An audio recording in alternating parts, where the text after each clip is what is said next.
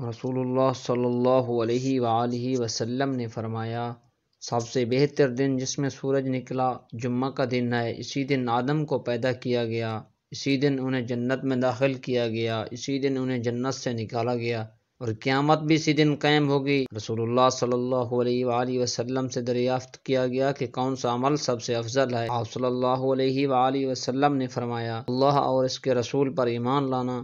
کہا گیا اس کے بعد کون سا؟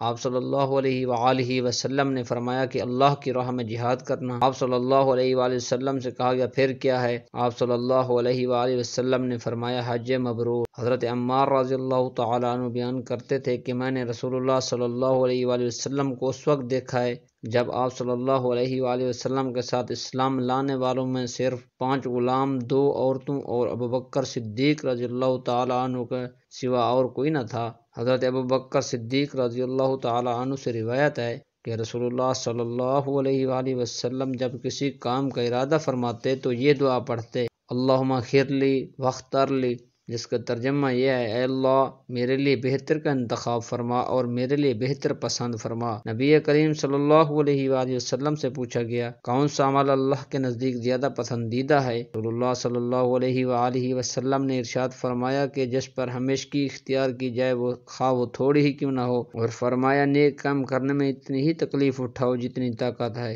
نبی کریم صلی اللہ علیہ وآلہ وسلم نے فرمایا جب جمعہ کا دن آتا ہے تو مسجد کے ہر دروازے پر فرشتے کھڑے ہو جاتے ہیں اور سب سے پہلے آنے والے اور پھر اس کے بعد آنے والوں کو نمبر وار لکھتے جاتے ہیں۔ پھر جب امام خطبے کے لیے ممبر پر بیٹھ جاتا ہے تو یہ فرشتے اپنے رجسٹر بند کر لیتے ہیں اور ذکر سننے لگ جاتے ہیں۔ ماشاءاللہ، سبحان اللہ۔